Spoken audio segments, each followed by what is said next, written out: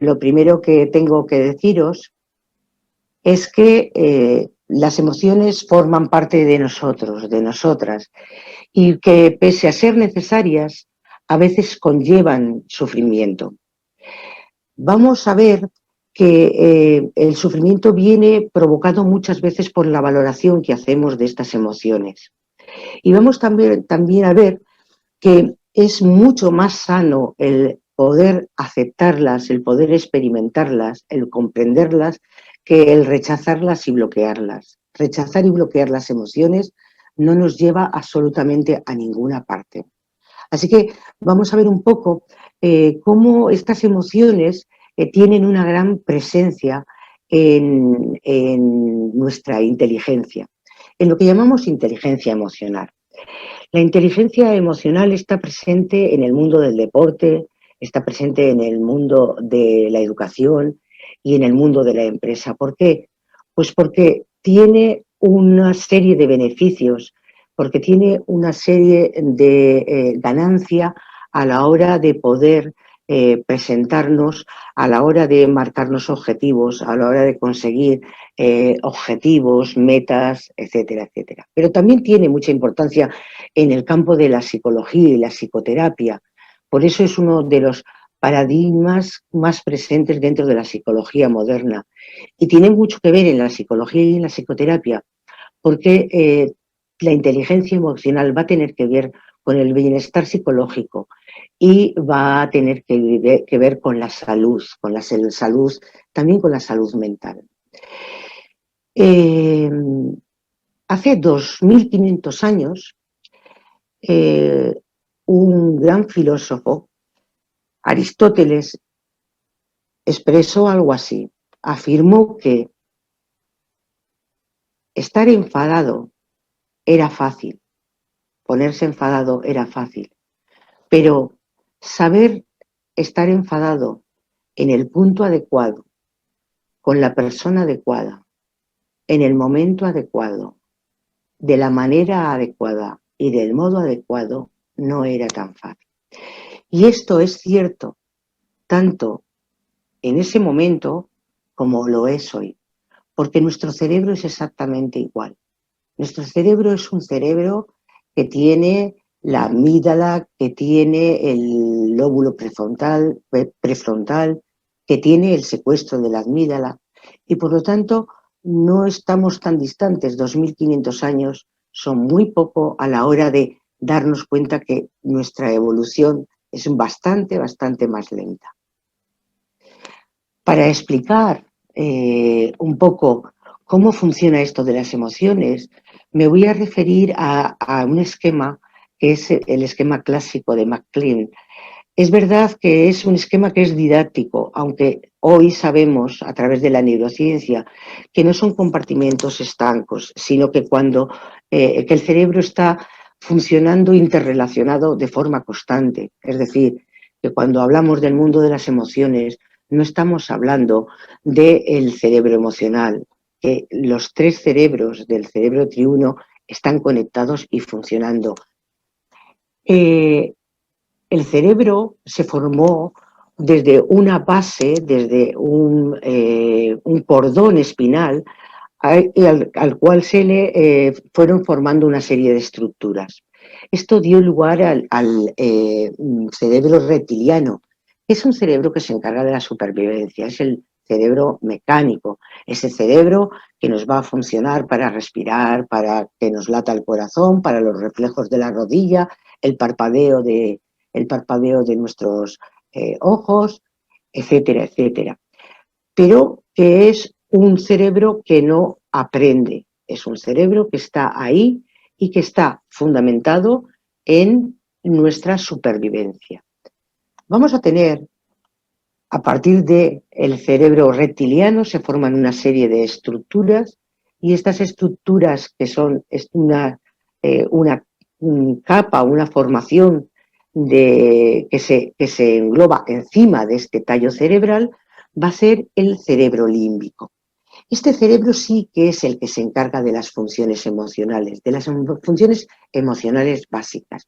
Y esto es muy importante, porque nos está diciendo que primero tuvimos un cerebro emocional y posteriormente tuvimos un cerebro racional.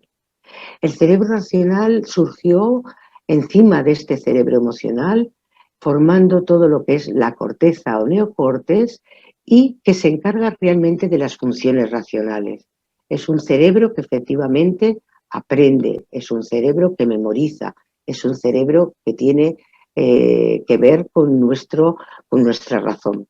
Pero esto que es así, nos está indicando que las emociones fueron antes que el pensamiento y que por lo tanto las emociones fueron algo que motivó y que nos movió antes de que pudiéramos ser capaces de pensar. No solo es eso, llega hasta tal punto que las emociones tienen más fuerza que la razón. Las emociones tienen más fuerza que la razón y esto lo podemos ver de muchas maneras. Tú ante una situación que se te despierta, tú puedes decir, ¿por qué tengo tanta ansiedad? No quiero tener ansiedad. Eso lo puede decir la razón, pero pocas veces con la razón tú consigues dominar la emoción. Así que una vez que hemos visto que nuestro cerebro es un cerebro triuno, pero es un cerebro interrelacionado y que las emociones nacieron antes que nuestros pensamientos, vamos a entender que las emociones por definición son reacciones, las emociones son automáticas, las emociones son respuestas automáticas ante un estímulo que recibimos. El estímulo es lo que percibimos con nuestros sentidos y este estímulo provoca una emoción, que es la sensación que nos produce ese estímulo. Y esta sensación que nos produce este estímulo nos va a llevar a la acción, que es la forma de reaccionar y de actuar ante la situación.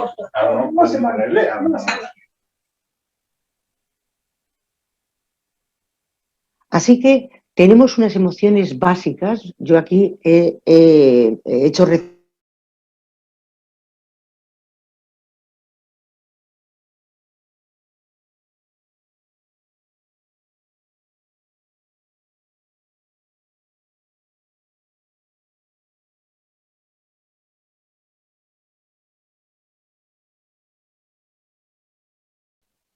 Es que el anfitrión ha cerrado los micrófonos de todos para que no se meta el sonido, pero también me lo ha cerrado a mí.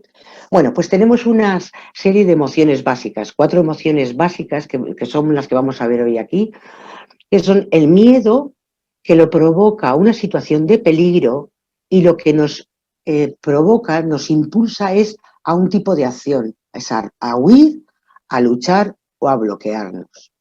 Tenemos la ira, que la ira se provoca ante una situación de injusticia, ante una situación de algo con lo cual no estamos conformes. Y la acción para la resolución va a ser volver a la situación justa, a lo que nosotros consideramos situación justa. Tenemos la tristeza, que viene referida a la pérdida, y la acción para la resolución será la aceptación y pensar para buscar soluciones. Y por último tenemos la alegría. La alegría nos va a remitir a una situación positiva y la acción para la resolución va a ser disfrutar y repetir. Cuando tenemos una situación que nos agrada, lo que queremos es que se repita, que se amplifique. Ok. Bueno, y ahora vamos a ver, no estaríamos hablando de emociones si no hablásemos de la amígdala. La amígdala es una estructura, aquí la veis en rojo, bien marcadita, en rojo. Es pequeñita, tiene forma de almendra, de ahí viene su nombre. Amígdala viene del griego y significa almendra, y tenemos un par de amígdalas, el sistema amigdalino, dentro del cerebro, y son la clave de nuestro sistema emocional. Esa cosita tan pequeña es la que nos puede provocar tremendas desgracias o tremendos triunfos si la sabemos controlar, si la sabemos de alguna forma manejar. La amígdala es una estructura que tiene todo el reservorio de nuestra memoria emocional y está conectada con el hipocampo y con el hipotálamo. Vamos a ver a continuación también, esto sería el sistema límbico o sistema emocional, y la otra parte con la que se conecta la amígdala es con la corteza prefrontal, con la zona del cerebro fundamentalmente pensante, porque el resto del cerebro no es pensante, el resto del cerebro tiene otras funciones y nuestros recuerdos van depositados en diferentes partes de este cerebro, pero la parte de alguna forma soberana en nuestro pensamiento es esta corteza prefrontal. Bien, vamos a ver un poco cómo es este proceso. Mirad, nosotros recibimos la información a través de la recogida de los sentidos, lo recogen los sentidos. Y nosotros, una vez que los sentidos recogen esta información, la mandan por el tronco encefálico, llega al tálamo. Y ahí, en ese tálamo, es el que va de alguna forma a repartir juego. Tenemos una forma de una vía que es la vía lenta. La vía lenta es cuando el tálamo y la amígdala se relacionan directamente con el córtex prefrontal y ese córtex prefrontal es el que aplica el pensamiento. Y en ese córtex prefrontal tenemos también unas neuronas que son neuronas inhibitorias. Estas neuronas inhibitorias son las que hacen que podamos decir no a determinadas cosas. Son las neuronas que nos sirven para decir no, esto no lo hagas, y que están ahí en el córtex prefrontal. Y tenemos una vía rápida. Es una vía que le llama Daniel Goleman, le llama que es el callejón sucio. Y es cuando el tálamo directamente llega a la amígdala, que es la central de alarma, y esta amígdala pregunta al hipotálamo, que es el almacén de información, y le pregunta, oye, ¿de esto tenemos algo? Nosotros hemos vivido antes esto. Oye, hemos sufrido con esto. ¿Qué ha pasado con esto? Hemos sentido rabia, hemos sentido tristeza, hemos sentido... Y en 300 milisegundos se provoca una respuesta. Una respuesta que lleva a una acción, a una actuación inmediata. Posteriormente tenemos relación con el córtex prefrontal porque siempre terminamos pensando y vamos a ver por qué. Pero esta actuación inmediata es lo que se llama el secuestro de la amígdala. El secuestro de la amígdala es el responsable de que hagamos cosas sin pensar. Vamos a ver ahora mismo, es una respuesta reactiva frente a la respuesta reflexiva cuando esta información y esta recogida por los sentidos ha pasado por el córtex prefrontal y ha sido tamizada. El secuestro de la amígdala tiene 3 señales. La primera, se tiene una reacción rápida y repentina. No lo has ni siquiera pensado, no lo piensas, lo haces. Es una emoción muy fuerte. Y luego, cuando se calma, uno reconoce que hizo algo inapropiado. Es cuando haces determinada cosa y detrás dices, ¿por qué habré dicho lo que he dicho? ¿Por qué habré hecho lo que he hecho? Yo cuando doy el curso del método Todo es Posible, cuento una anécdota, una situación real que me pasó bueno, cuando empezaba mi vida laboral. Y es que compramos una casa pues vieja y nos pusimos a empapelarla porque estaban las paredes hechas pues bastante mal y nos pusimos a empapelar. Yo había oído siempre decir que empapelar era fácil, que era fácil, que era fácil. Me fui a la tienda, compré los rollos de papel, le pregunté a la señora de la tienda, que era muy amable, que me explicara cómo se hacía y me lo explicó. Y me pareció pues muy sencillo. Me cogí, monté mi mesa, la cola, mi papel, mis rollos, y hice mis tiras y me puse a empapelar.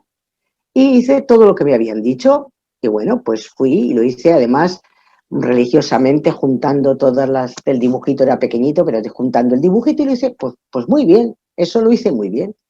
Pero cuando terminé era una habitación larga, era rectangular, propia para poder hacer una terapia de familia o de pareja. Entonces, cuando terminé de hacer todo el panel lateral y tenía todo hecho, pues hice un descanso. Me fui a fumar un cigarro, me fumé el cigarro y volví. Y cuando volví, aquello estaba todo lleno de bollos, de grumitos, bollos. Y me entró tal rabia que cogí del centro, agarré el papel, tiré y ras, y lo tiré. Bueno, tiré y me fui muy enfadada diciendo, con que es muy fácil, sí, muy fácil. Mira, sí es muy fácil. Y me marché.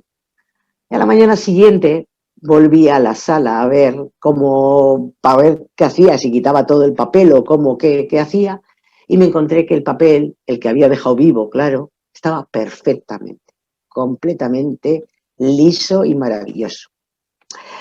De esto aprendí, primero, que claro, porque tuve que quitar el papel para que volviese a casarlo, me tuve que cargar desde donde había tirado todo el papel y tuve que volver a empezar a hacer un trabajo que ya lo tenía hecho y aprendí que este tipo de acciones que yo tenía también para otras cosas, como enrabietada, pues que los platos rotos los terminaba pagando yo misma. Y me sirvió de mucho porque cuando alguna vez me he ido a sulfurar, me he ido a decir lo que no tenía que decir, siempre he dicho, oye, que la que recoge los platos eres tú, bonita.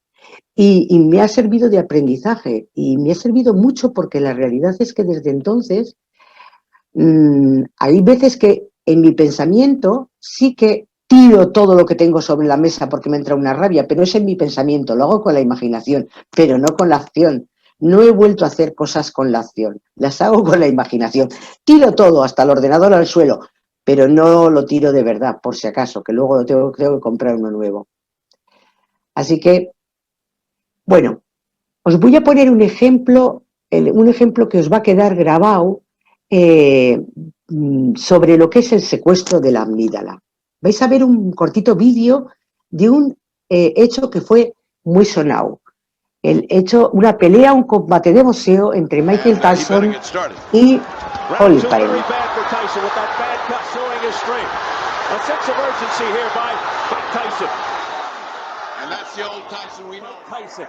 Bobbing and weaving. If he can keep that up for the whole round, he can even this thing out as far as... And the crowd really picking up now. En este combate de boxeo se dan muchos agarrones. Yo he visto los tres tiempos, este es el tercero. Y es un combate como muy, pues eso, muy poco el fino. Están todo el tiempo abrazándose y pegándose. Nice right hand by Mike. He is trying to get that right hand home. They seemingly are relying. A low blow by Holyfield with the left hook. Pero lo importante es la reacción de Tyson. Tyson es el del pantalón oscuro, el pantalón negro. Good in the first fight. ¿Lo habéis visto? He got bit, I think. Evander Holyfield, look out, he's pushed right here. Above us, a dirty Mike Tyson. El señor Tyson le ha mordido la oreja. Este fue un evento muy comentado, muy sonado. De hecho, se llama, en inglés le llaman la historia de la oreja. Major controversy here in round 3. You know, it's funny, Mike was having his best rhythm. He did it again.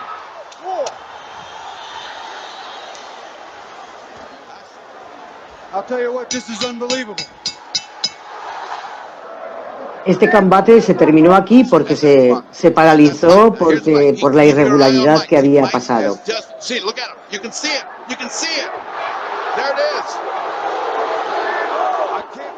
Bueno,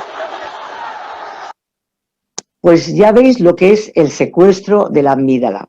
En esta ocasión, Tyson comentó que había sentido que la pelea era injusta y había hecho lo que le había salido, lo que instintivamente le había salido. Pero lo curioso no es eso, sino que lo curioso es el informe del psiquiatra, que dice que lo que ha pasado con Tyson es que no le ha funcionado las neuronas inhibitorias prefrontales. Esas neuronas que hemos dicho antes que eran capaces de decir no, no lo hagas. Pues eso es lo que le pasó a Tyson.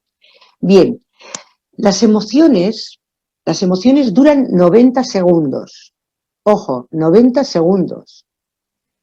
¿Qué es lo que realmente vivimos habitualmente? Vivimos el sentimiento, porque las emociones se enganchan con el pensamiento provocando un sentimiento. Y el sentimiento es lo que nosotros, cuando vamos retroalimentando con pensamientos de la misma característica, es lo que vivimos. Cuando decimos, es que me siento triste. Cuando tú te sientes triste es porque a una emoción de tristeza le has añadido pensamientos negativos que te han metido en el bucle. Por lo demás, la emoción solo dura 90 segundos. 90 segundos.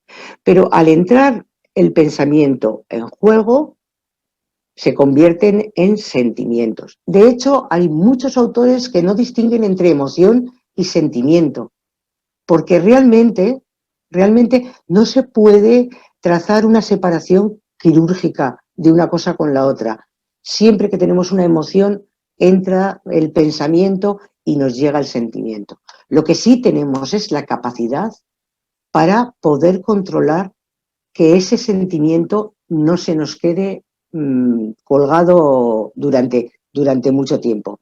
El sentimiento de enfado, esas cosas de te has enfadado a las 9 de la mañana y a las 3 de la tarde sigues enfadada, ¿no? Esto te lo estás haciendo tú mismamente tú.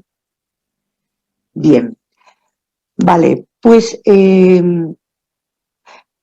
sabéis que Howard Gardner nos habla de las 9 inteligencias, ¿verdad?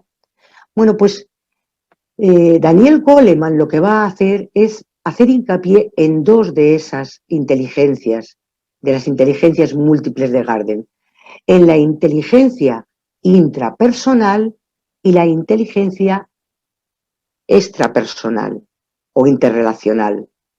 Y entonces él va a decir que tenemos 5 habilidades que cultivar a la hora de poder mejorar en inteligencia emocional. Antes de pasar a hablar de estas 5 habilidades, quiero poner sobre la mesa algo que me parece muy importante.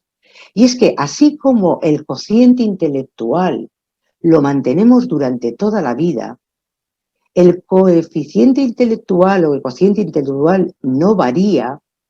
Podemos tener más memoria, pero no somos más o menos inteligentes a lo largo de la vida. La inteligencia emocional sí puede variar.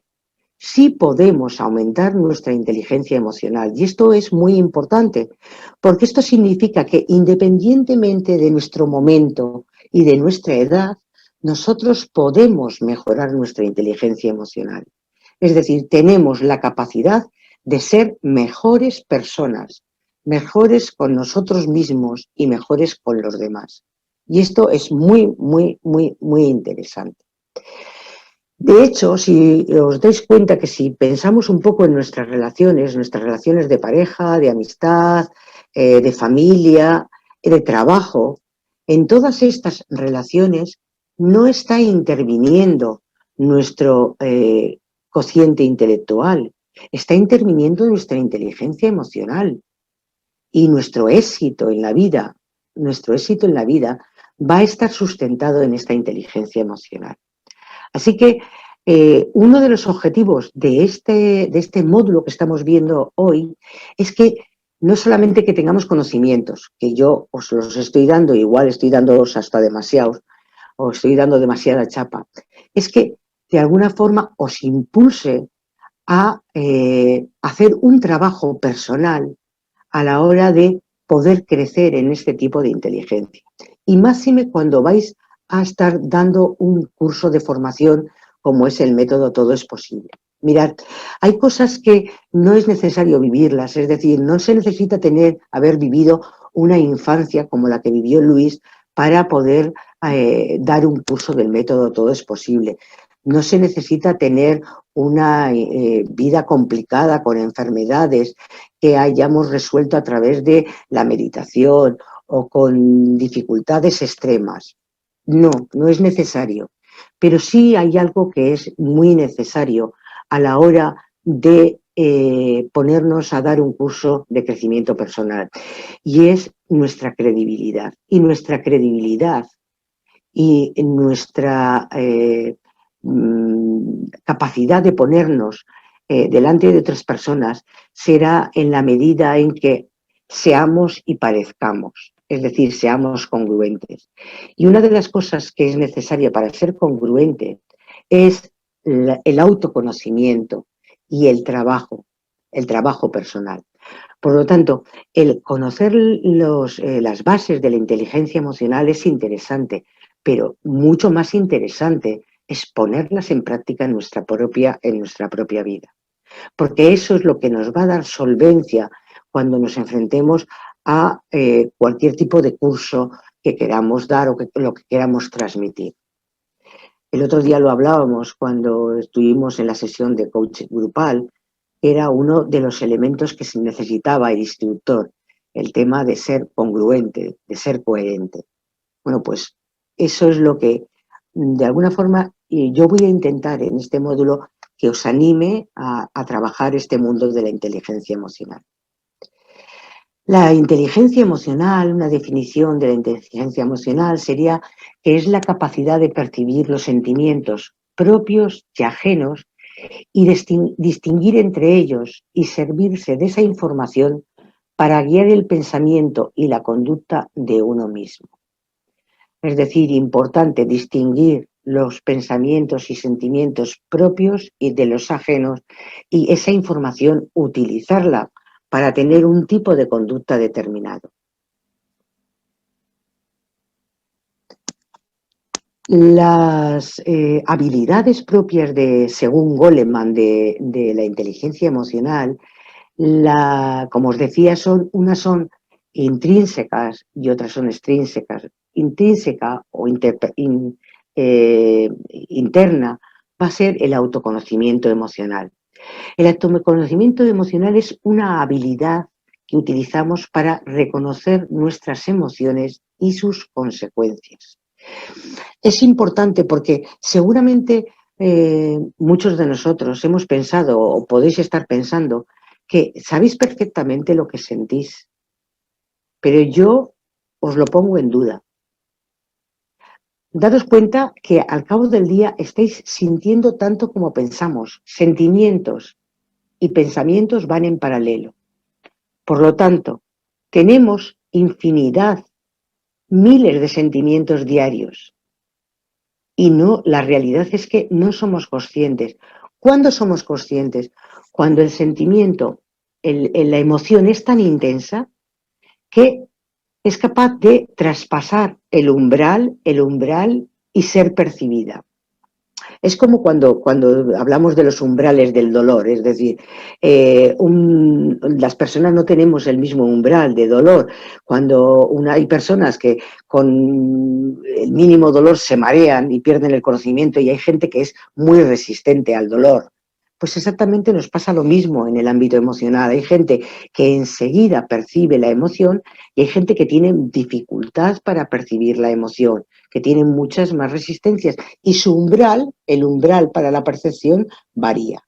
Entonces, sí que es cierto que muchas veces nosotros vivimos con umbrales de percepción que nos hacen que, aunque creamos realmente que sabemos lo que sentimos, no sabemos lo que sentimos. Y esto es muy interesante, porque teniendo en cuenta que la mayoría de nuestras actuaciones se basan en nuestras emociones, porque son mucho más fuertes las emociones que el pensamiento, el no saber qué estamos sintiendo nos puede llevar a tomar decisiones, acciones que no son del todo correctas.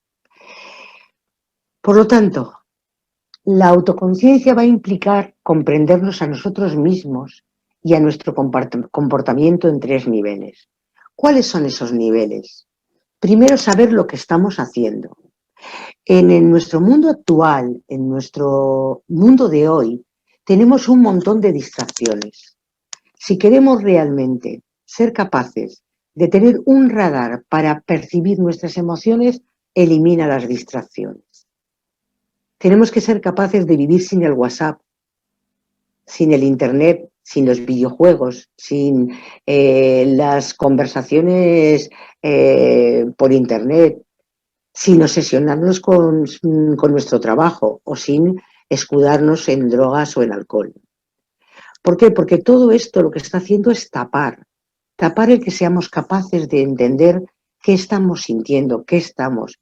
Hombre, no digo que no tengamos que tener teléfono móvil, ojo, ¿eh?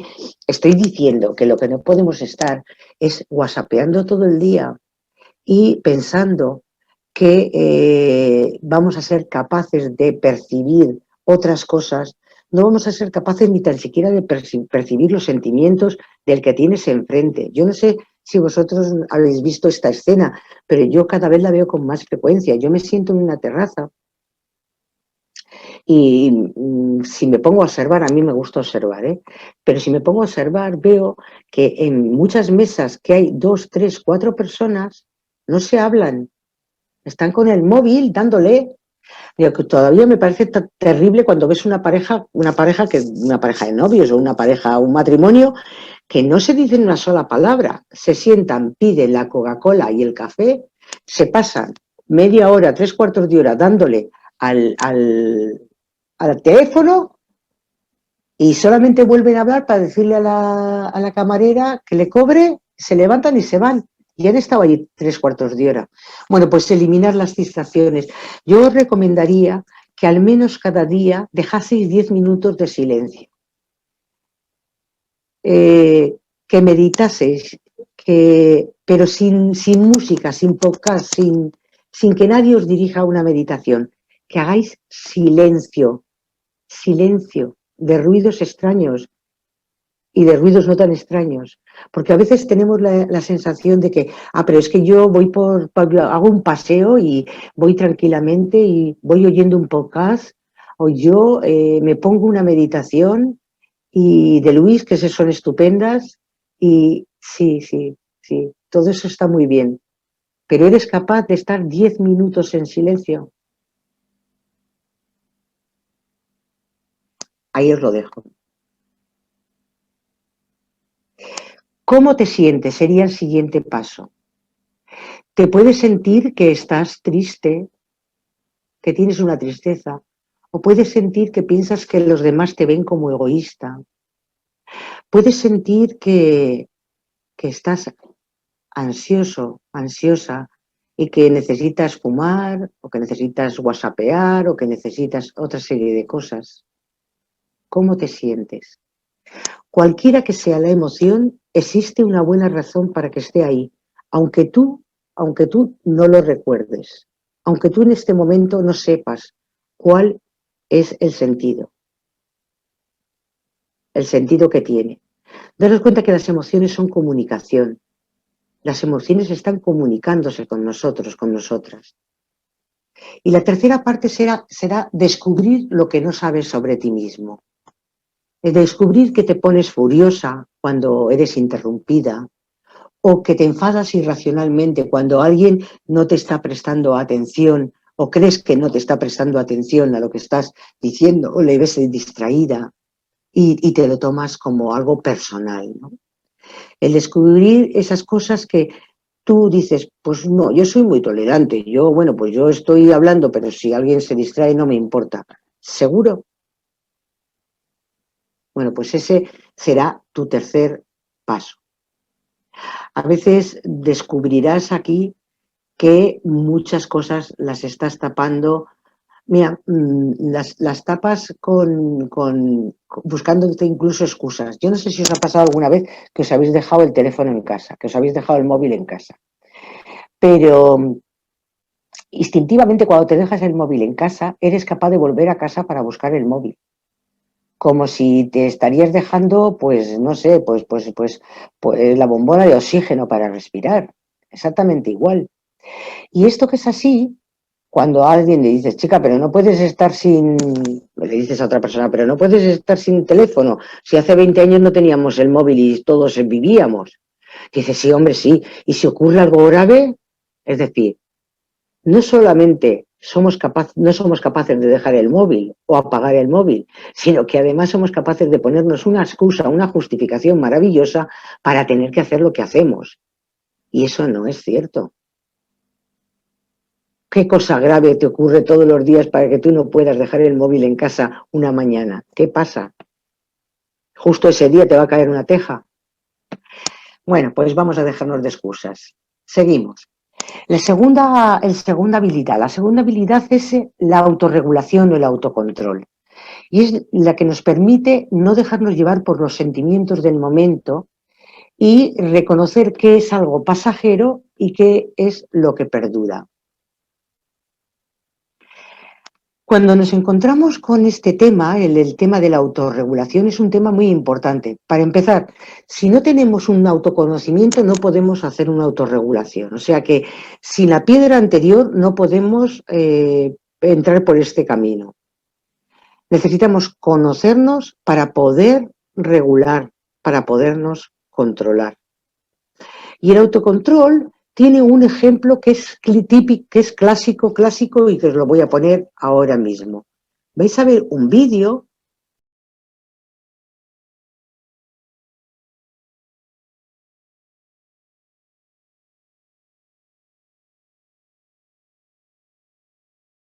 el autocontrol, ¿no? Y efectivamente, luego, esto es como fue una experiencia que se hizo en los años 70, luego posteriormente, ya simplemente 14 años después, se vio que tenían diferentes resultados a la hora de la prueba de ingreso a la universidad. Y 40 años después se vio que efectivamente tenían diferentes resultados a la hora del trabajo, de la familia, es decir, a la hora de tener éxito en la vida. Así que esta es una de las ejemplos más claros de qué es de alguna forma el autocontrol. Ahí vemos las estrategias que podemos buscar o que buscan en este caso los niños, ¿no? Buscan como estrategia el mirar para otro lado, el levantarse, el hacerse los suecos, el de alguna forma cada uno busca de qué forma puede dilatar esos 5, 7 minutos que les dejan mirando la golosina delante del plato. Bien, es importante saber que no existen buenas y malas emociones. Podemos pensar que hay emociones que pueden ser molestas o que consideramos molestas, pero os decía, las emociones son simples señales y siempre nos están trasladando comunicación, nos están diciendo algo que es importante para nosotros. Bien, así que las emociones son señales y nos van a decir cosas y debemos prestar atención y decidir si son importantes o no para elegir la acción que debamos hacer para abordarlas. No existe una emoción buena o mala, solo hay reacciones buenas y malas a tus emociones. Y el significado real de manejar tus emociones es reconocer lo que estás sintiendo y decidir si esa es una emoción apropiada para la situación y actuar en consecuencia. Vamos a hablar ahora de la automotivación. La automotivación significa saber dirigir las emociones hacia un objetivo, lo cual nos va a permitir mantener la motivación y fijar nuestra atención en las metas en lugar de los obstáculos. Bien. La automotivación tiene mucho que ver con dónde ponemos el foco. Nosotros tenemos que poner el foco en lo positivo para poder de alguna forma retroalimentar nuestra acción en positivo, nuestra motivación. Bien, la motivación tiene también mucho que ver con ser optimista o pesimista. Si tú, en la vida todos tenemos problemas, todos tenemos dificultades, en la vida vamos a tener momentos difíciles, situaciones que son ajenas a nosotros, a nosotras, pero que no las podemos subsanar y que están ahí. Podemos tener situaciones en las cuales tengamos una enfermedad, podemos tener situaciones en las cuales tengamos que cuidar a una persona mayor y eso está ahí y no puedes quitarlo del mapa. Podemos tener situaciones en las cuales puedas tener pues una situación de desempleo, de perder el empleo. Son situaciones que están ahí, cierto, pero es muy diferente si lo ves desde los ojos de un optimista o de un pesimista. Eso lo vemos muy claro con un ejemplo muy, muy sencillo. El ejemplo de un chaval que tiene una prueba de matemáticas. Tiene una prueba de matemáticas y la suspende. Un chaval pesimista, ¿qué se dice a sí mismo? Es que yo no soy capaz. Es que las matemáticas a mí se me dan mal. Yo es que no valgo para esto. ¿Qué se dice un chaval optimista? Un chaval optimista dirá, es que no he estudiado lo suficiente para poder superar la prueba. ¿Y cuál es la diferencia de estas dos cosas que se están diciendo, el optimista y el pesimista? El optimista está poniendo el motivo externo fuera de él y se puede, por tanto, cambiar. Es decir, no he estudiado lo suficiente, puedo estudiar más, puedo conseguirlo. ¿Qué hace el pesimista? El pesimista pone el motivo dentro de él. Yo no valgo, yo no soy suficiente, yo soy tonto.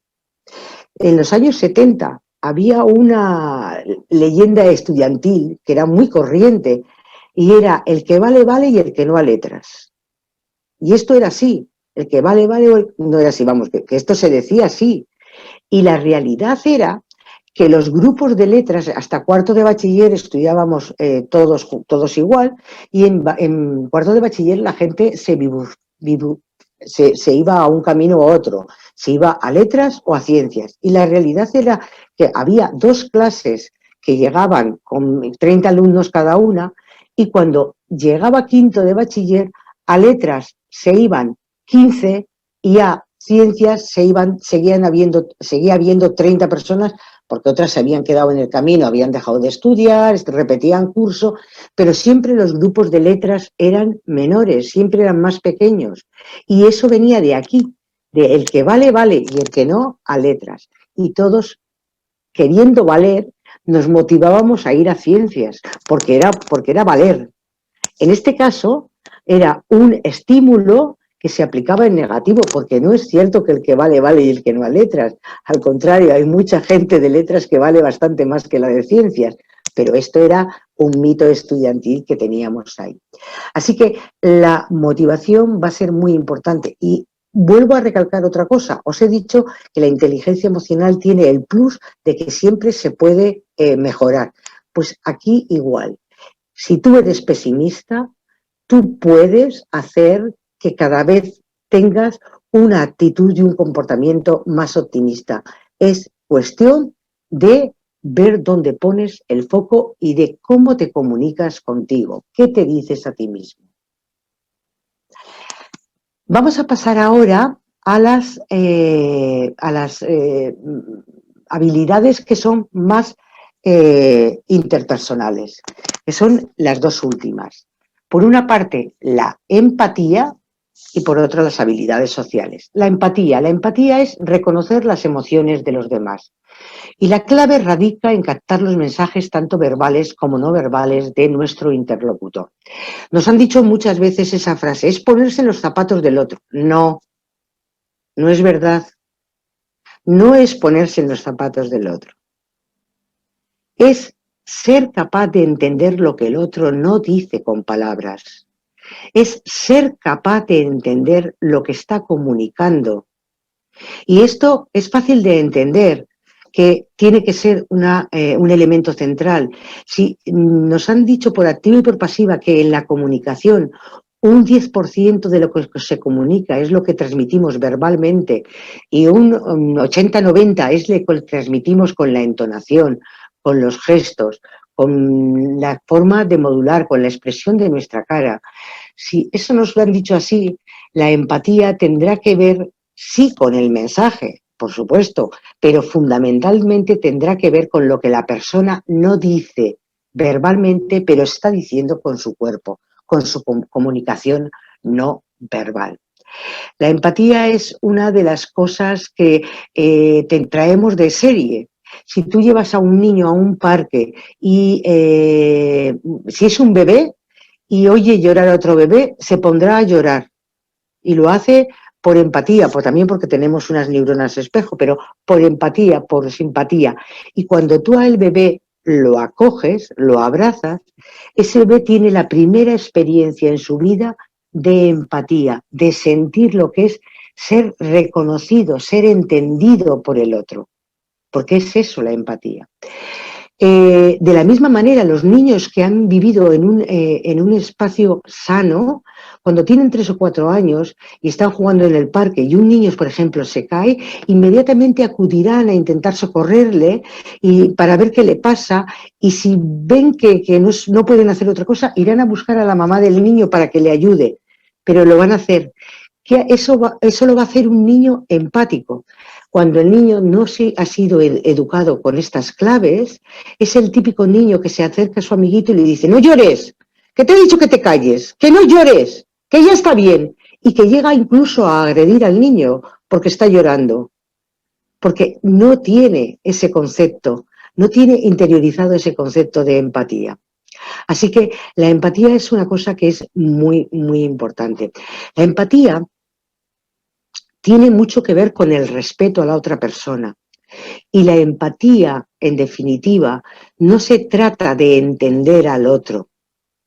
No se trata de que entiendas por qué hace las cosas y cómo las hace. Puedes no entenderle, pero puedes conectar con los sentimientos de la otra persona. Puedes desde el respeto aceptarla. La empatía no es entender, es aceptar. Hay muchas cosas que no entendemos, entre muchas cosas porque cada uno de nosotros venimos con nuestra historia personal. Y hay veces que los comportamientos del otro no son entendibles para nosotros.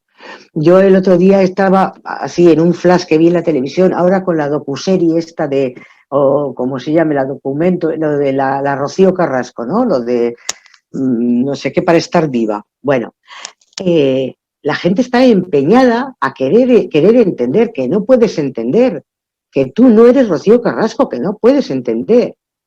Tú lo puedes es aceptar que ella tiene una historia y puedes sentirte cercana, pero no tienes que entender por qué hace lo que hace. Es que no entiendo por qué no habla con su hija.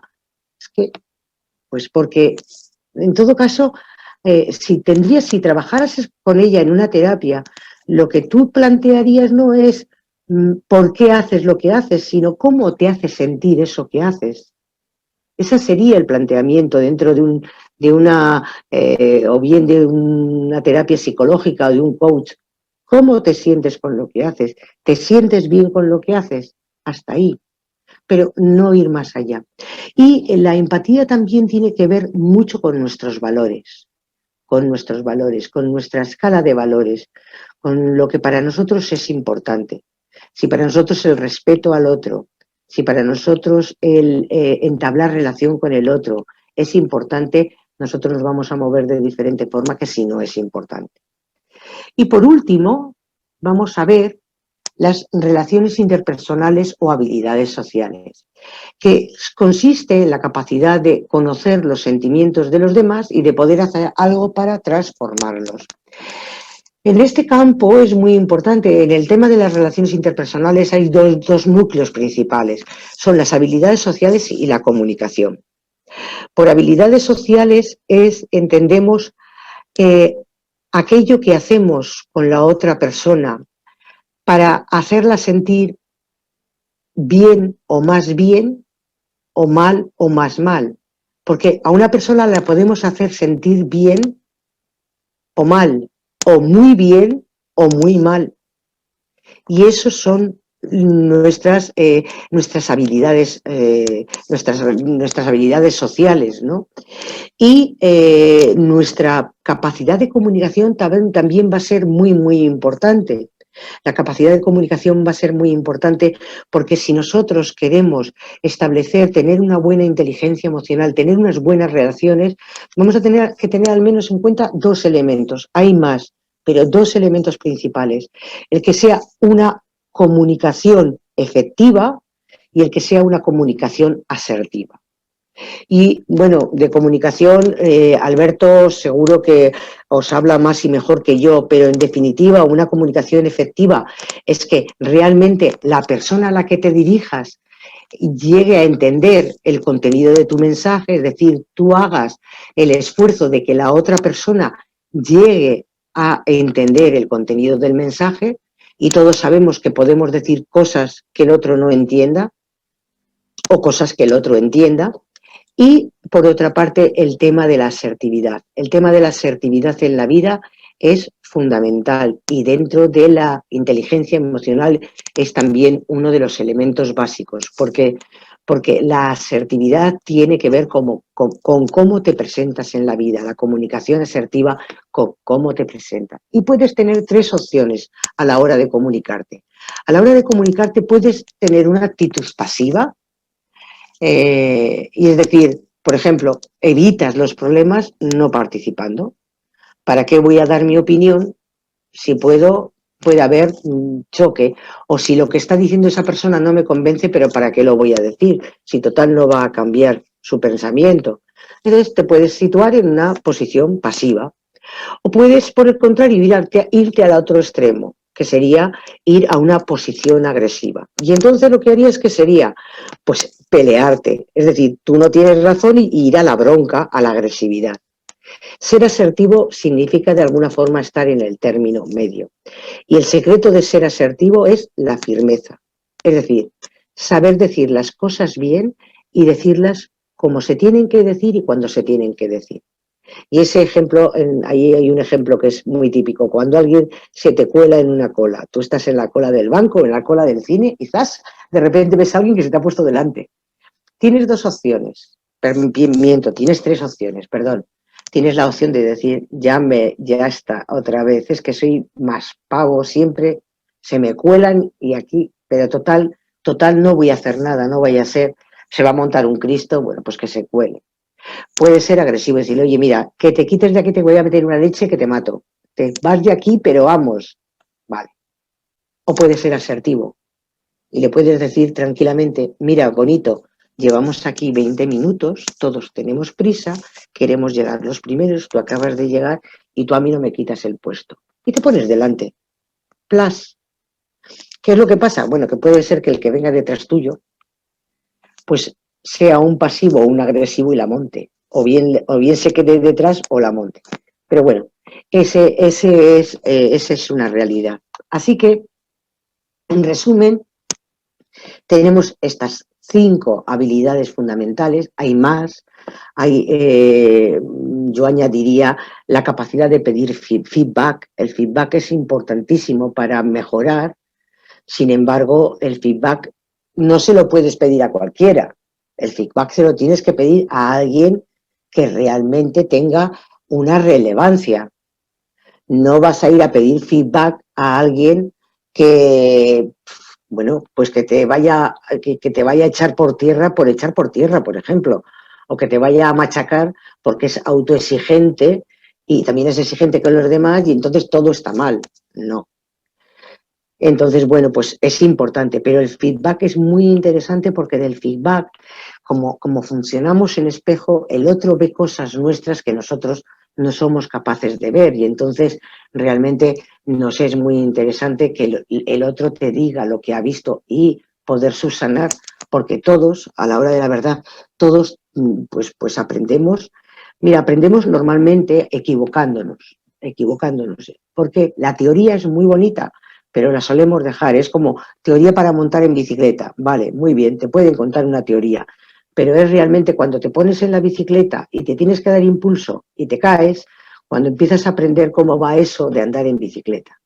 Entonces, bueno, ahí tenéis un breve resumen del autoconocimiento, habilidad importantísima para reconocer y entender lo que estamos viviendo y, por lo tanto, también el efecto que tienen los demás, la autorregulación, para que una vez de conocer lo que vivimos seamos capaces de ver cómo son nuestros impulsos y redirigirlos antes de actuar sin pensar. En realidad esto sería piensa antes de actuar. La automotivación, que es tener pasión por el trabajo, por lo que estemos haciendo y, en definitiva, es la actitud de perseguir los objetivos con energía y con persistencia. La empatía, que es la capacidad para entender las emociones de las otras personas, para entender qué están viviendo, aunque tú no seas capaz de saber cómo, por qué y cómo lo están viviendo. Y, por último, el buen manejo de las relaciones, que es la capacidad de vincularse con los otros, de construir redes, de llegar a acuerdos en común. Las habilidades sociales son muy importantes para la resolución de conflictos. Si alguien está pensando en ser mediador, mediadora, que practique mucho en el tema de habilidades sociales. Así que, parafraseando a Nelson Mandela, si tenemos una buena cabeza y un buen corazón, vamos a tener una formidable combinación. Yo os animo a que, por una parte, estimuléis vuestra cabeza todo lo que podáis, que nunca perdáis de vista el tema de qué lenguaje utilizáis y cómo vivís vuestras emociones. Y quiero añadir una cosa que me parece importante.